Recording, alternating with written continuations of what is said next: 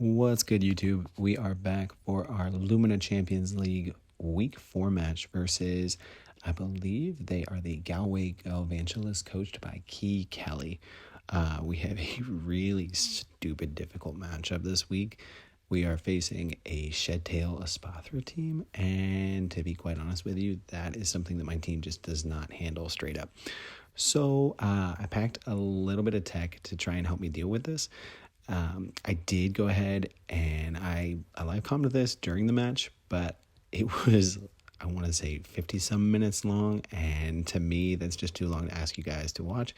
So I did my best to edit this out to only show the action turns. And I'll kind of walk you through my thought process and the plays that I made throughout the match as we go. When I saw lead Grimmsnarl, I was deathly afraid of T-Wave just because I do have a court-changing Cinderace, and I was expecting my opponent to understand that if they put screens up that I could just court change onto my side. So I was thinking that it probably wasn't going to be the dual screen set. It was probably going to be something that was utility. We do see Taunt go off. I was trying to get my rocks up early just because rocks are super helpful in chipping things down and making it easier for Dragapult to pick things off in the end. This Grimmsnarl is going to be a pain in my butt later in the match, but right now I am blissfully unaware of all the trouble that it's going to cause for me. So we do see a parting shot, and I believe my opponent goes directly out into the Cyclozar here. So we will see what it pops out to. Like I said, I thought I had edited this down. It was originally a 55-minute match, all in all. So I did try to edit out the in-between turns because we were both really taking our time and making sure that we were clicking the right moves and thinking out our plays. I know that this Cyclozar is probably going to pass to Espathra, and I am -1 now because of that stupid parting shot, but I also didn't want to let Espathra just get a free setup up.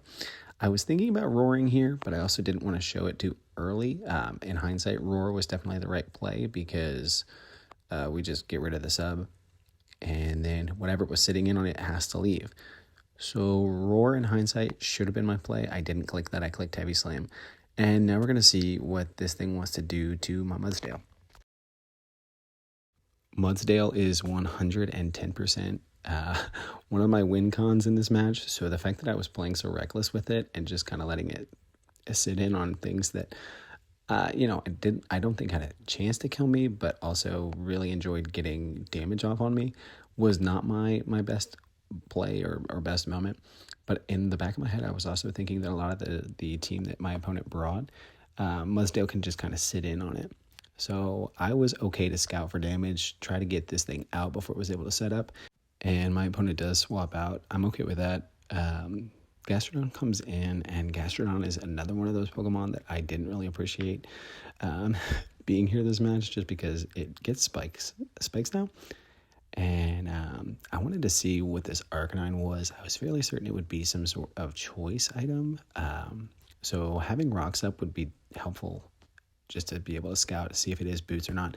Cinderace is going to U-turn out. Here I debated going into something that could set up on it or chung it down, this Gastrodon, but I also didn't want spikes to go up.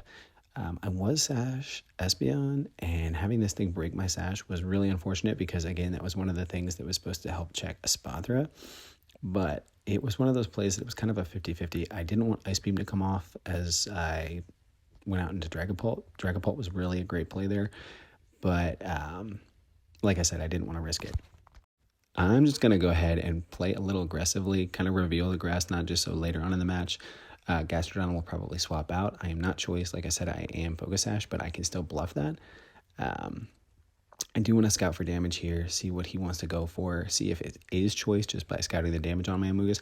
However, my opponent really does make a really good play here and doubles out into Cyclozar, which was wild. And I know in previous battles that my opponent has had, they've used Scarf Cyclozar. So I really wanted to be careful around letting this thing bounce back in, shed tail, do whatever it wanted to do, and then bouncing back out. It is going to pass off a sub again, which is super annoying. Regenerator plus shed tail is super cool, but also super busted, especially with an Espathra and a Grimmsnarl on the back. It's not a fun time. The way that this team comp was made was, it looked super aggressive. And the fact that they passed a sub out into Tinkaton made me think that maybe it was going to Swords Dance on it, on my horse. And again, I didn't really think that they'd put up hazards for me just to be able to switch backwards.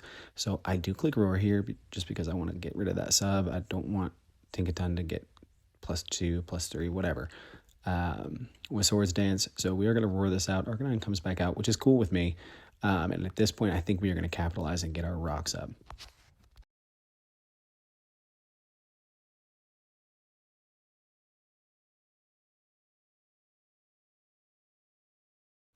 I've really enjoyed being in a Wi-Fi league. It's very different from Showdown in that, you do have to put a little bit more time and effort into these matches and recording them and editing them, but they really have been a lot of fun, and it's been a pretty cool way for me to spend some of my free time as the school year comes to a close. So Mudsdale gets up rocks, which are super, super cool. I don't think my opponent has a spinner outside of Cyclozar, and like I said, I think this is Scarf.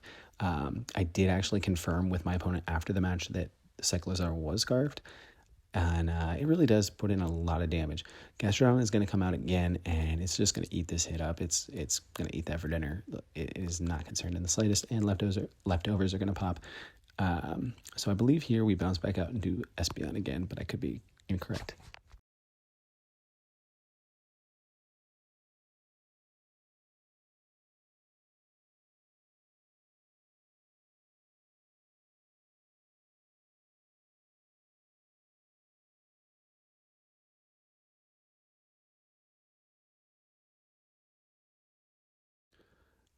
Because I was fearing the Scarf, and I had seen Scarf in a previous match that my opponent had, I don't believe they uploaded. I think they played an opponent who uploaded.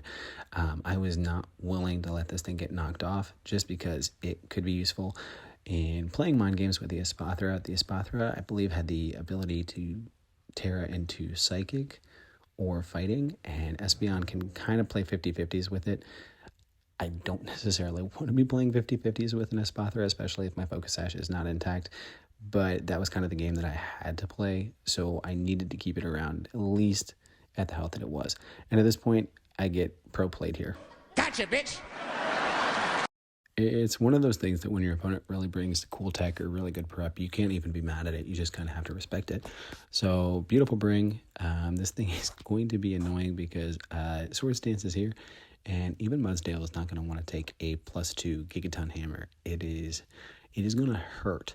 And like I said, I do need this healthy for a Espathra later on just to roar it out so that if it does try to set up or anything, we can bounce it out. Look how much that Gigaton Hammer does. It is bonkers. And that's it. I want to say it was +1. No, it might have been base. But I do just get rid of it. I was thinking about heavy slamming, but and again, hindsight, probably should have, but if it clicks left, knock off on my leftovers, whew, wish I could talk, and that's not going to be good either. So here I just want to scout to see how much damage this is going to do to my Cinderace. We know because we have rocks up that this thing has got to be boots, and I'm assuming because we did not see Intimidate all these times that we are a Flash Fire Arcanine, probably just for this thing. So I have to be mindful about clicking Pyro Ball, especially with Tinkaton still being around. I can't just freely click Pyro Ball whenever I want to, which is very unfortunate and very sad for me because I want to be able to miss Pyro Balls. At least without worrying about having to flash fire something. U-turn actually does a good chunk of damage, and I am a Jolly Cinderace in this matchup, so it's not like I'm rocking a whole lot of extra firepower. I do go out into Dragapult just to be able to fire off. Yeah, I think I go U-turn here. And kind of get some momentum. I was hoping to scare it out. It's not scared off in the slightest, and it tanks a U-turn, no issues. I almost clicked Ghost Terra Blast there, but I didn't want to give off the Ghost move too early or give away my Dragon typing, just for the sake of it. Unfortunately, now we are kind of put in a position where Gastrodon is just going to go down, and Spathra is going to come in and do whatever it wants to do. So Espeon does get a kill there. It does not have its Focus Sash, so Spathra is going to come out, and I'm going to try to bait it to go straight for the Terra, just so we know what we're dealing with type-wise. So I click Shadow Ball here, hoping that it'll do super effective damage if he decides not to Terra for whatever reason. My opponent does make the smart play and protects.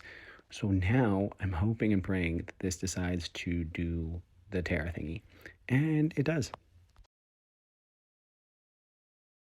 In all the calcs that I had up, I had this thing as a bulky bird, and it was not a bulky bird. It was, I believe, modest, I want to say.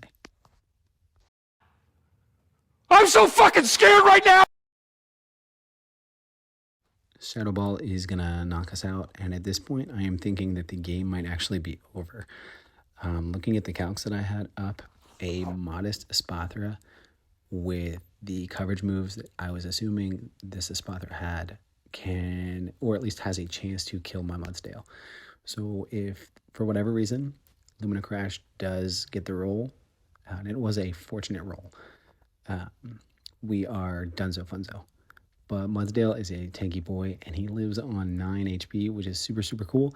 And I just do what this poor Mudsdale has been forced to do all game and get this thing out of there.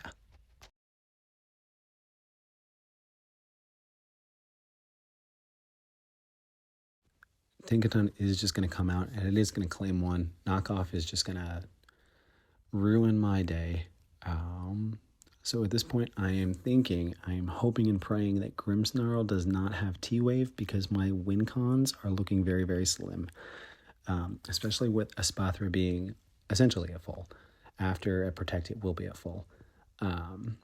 It is really looking unfortunate for me. I can't click Pyro Ball here, but I'm kind of hoping that I can put my opponent in a 50-50 where they think I will click Pyro Ball. My opponent has Nerves of Steel and stays in against me, even though they had the, I'm assuming, Flash Fire Arcanine in the back. And now I'm in a situation where I have to go Amoonguss, and Amoonguss is going to have to trip this thing down so that I can pick it off later. We do just fight. We go back and forth. I click Foul Play. Knockoff comes off twice. I did lose my item, so that's a cool thing that I don't have to worry about. Swords Dance pops off, and this Gigaton Hammer had a roll to kill me. It was one of those things that I had a pretty good chance to live, but I got the roll on Mudsdale, and they get the roll on Amoonguss. I did talk to my opponent afterwards, and it was Jolly, so that was a roll to kill my Amoonguss, but it's cool. It's all good. So here I'm going to go Dragapult, I'm going to go Ghost Terra, and then I'm going to try to knock this thing out and make my life a little bit easier.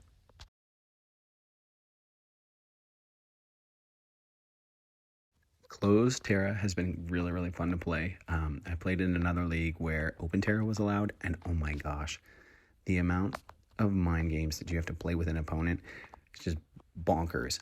So I really am happy that this is Closed Terra. You have to announce which type you're going to use, and then it splits like a 10% chance of getting the right play down to what, like a 25% chance. So Grimmsnarl is here. I am not going to let this thing knock me out, but I do feel like a Thunder Wave is coming off. I'm okay. I'm not thrilled, but I'm okay with Cinderace getting paralyzed just because it can still be somewhat effective. The T-Wave does come off, and it is wildly inaccurate. Sorry, I feel really bad because that T-Wave does end up mattering, in the long run at least. In my mind, I went for the Sucker Punch thinking that Protean or Libero will, I hope you guys appreciated my accent there, will change my type and make me immune to Prankster moves. But that was not the case because the move does have to land. So I click Sucker Punch, we get a crit, and we do whittle the Arcanine down to very, very little HP. The Cyclizar is going to come out. I believe I knock this thing out with a U-turn, and then I am able to pivot back into one of my stronger boys.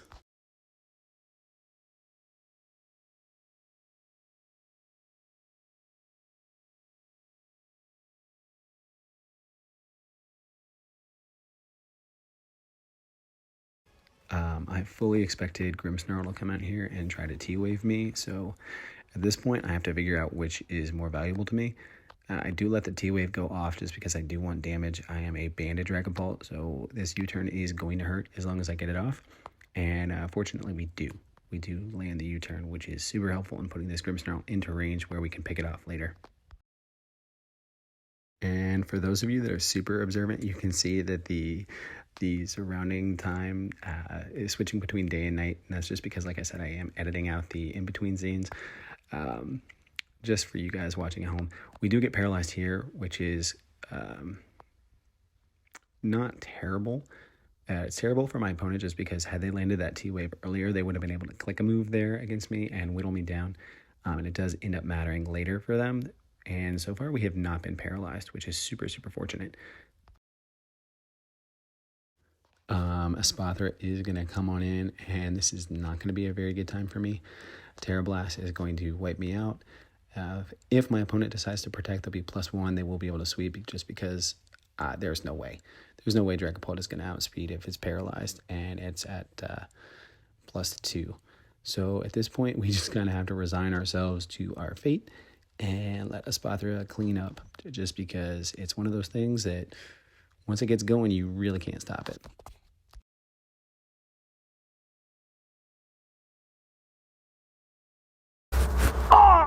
A call an ambulance! But not for me! Psych. Yeah, I decided that Focus Sash this week would be pretty good just in case something like this did happen. So it was a failsafe that I didn't really want to have to use, but I'm very, very excited that I brought it. So with Psychic Fangs, even after Protect and Leftovers, Excel Rock is going to be able to take this out thanks to Tough Claws. I want to say that this Excel Rock was supposed to do around 30 to 40% if it was bulky. That's not max, but somewhere in that ballpark. So Excel Rock is going to take this out. If the Arcanine does have E-Speed, it's going to make things a little bit harder down the road just because I am paralyzed on both of my other Mons. So we might be coming down to para hacks to see if I can win this thing. Espathra does go down, which is super cool. Arcanine comes out, and we are going to see that it actually does have the E-Speed.